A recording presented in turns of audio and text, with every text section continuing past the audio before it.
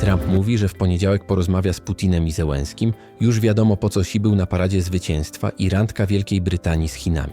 W sobotę 17 maja 2025 roku prezydent Stanów Zjednoczonych Donald Trump ogłosił, że w najbliższy poniedziałek 20 maja 2025 roku przeprowadzi dwie kluczowe rozmowy telefoniczne.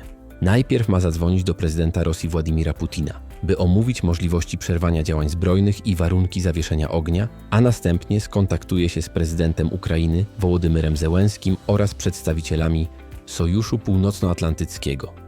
Kilka dni wcześniej, 16 maja, w Pałacu Dolmabahce w Stambule odbyło się pierwsze od ponad 3 lat bezpośrednie spotkanie delegacji ukraińskiej i rosyjskiej. Choć rozmowy trwały niewiele ponad 1,5 godziny i zakończyły się jedynie porozumieniem w sprawie wymiany 1000 jeńców z każdej strony, dały impuls do dalszych działań dyplomatycznych. To właśnie po tych obradach Donald Trump zapowiedział rozszerzenie swej roli mediatora. Głównym celem telefonicznych konsultacji jest położenie kresu trwającej od lutego 2022 roku krwawej łaźni, jak nazwał ją sam prezydent Trump, w której przeciętnie 5000 żołnierzy ginie każdego tygodnia po obu stronach konfliktu.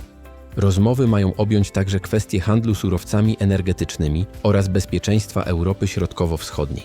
Rzecznik Kremla zaznaczył, że Rosja jest gotowa kontynuować dialog, lecz przy zachowaniu warunku wycofania ukraińskich wojsk z regionów uznawanych przez Moskwę za strategiczne. Jak stwierdził, dopóki kwestia ta nie zostanie rozwiązana, zawieszenie broni nie wchodzi w grę. Telefoniczne rozmowy zaplanowane na poniedziałek mają szansę stać się przełomowym momentem w dyplomacji wojennej, jeśli obie strony podejdą do nich konstruktywnie. Sukces tych konsultacji może otworzyć drogę do kolejnych, bardziej rozbudowanych rund negocjacji i znacząco poprawić sytuację humanitarną milionów osób dotkniętych konfliktem. Jednak brak zaufania między Kijowem a Moskwą i sprzeczne warunki stawiane przez obie strony sprawiają, że droga do trwałego pokoju wciąż pozostaje kręta i wyboista. Trump, jak zwykle z wielką pewnością siebie i nadzieją, podchodzi do tych rozmów. Jak mówiłem dzień wcześniej, nie sądzę, by szybko doszło do porozumienia, gdyż zarówno Moskwie, jak i Pekinowi na rękę jest taka strategia gry w kotka i myszkę. Kotek Putin poczuł moc, więc postanowił się trochę pobawić, a skoro mowa była o Moskwie, podczas uroczystości w Moskwie z okazji 80. rocznicy zwycięstwa nad nazistowskimi Niemcami, Xi i Putin zamanifestowali, jak to określił chiński przywódca, wieczną przyjaźń, by dowieść, że pomysł prezydenta USA Donalda Trumpa na rozbicie ich sojuszu jest chybiony. Putin podkreślał, że partnerstwo obu krajów oparte jest na niewzruszonych zasadach równości. Xi i Putin postrzegają wzajemną relację jak braterstwo broni wymierzone w dominację USA, a odkąd Trump ponownie objął urząd jeszcze 30 lat, ściślej koordynują swą politykę. W praktyce jednak jest to bardzo nierówna relacja, co widać m.in. po wymianie handlowej.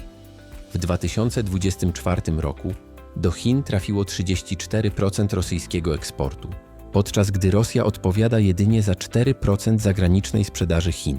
Zachodnie sankcje sprawiły, że Rosja ma nielicznych alternatywnych nabywców na swe surowce i żadnego alternatywnego dostawcy potrzebnych jej dóbr importowych.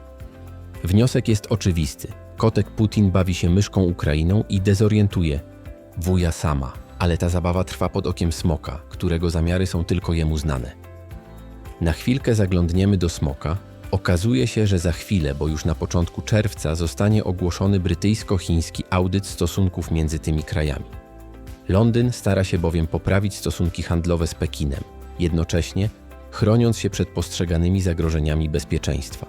Rząd Partii Pracy oświadczył, że audyt będzie pierwszą w Wielkiej Brytanii dogłębną oceną jej współpracy z Chinami i roli drugiej co do wielkości gospodarki świata w jej łańcuchach dostaw.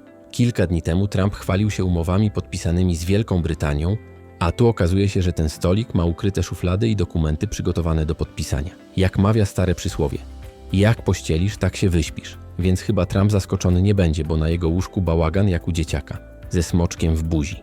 A może źle oceniłem tę sytuację? Napiszcie w komentarzu swoją opinię i jeżeli chcecie posłuchać, jak ta nowa rozgrywka między mocarstwami będzie się rozwijała, zasubskrybujcie ten kanał.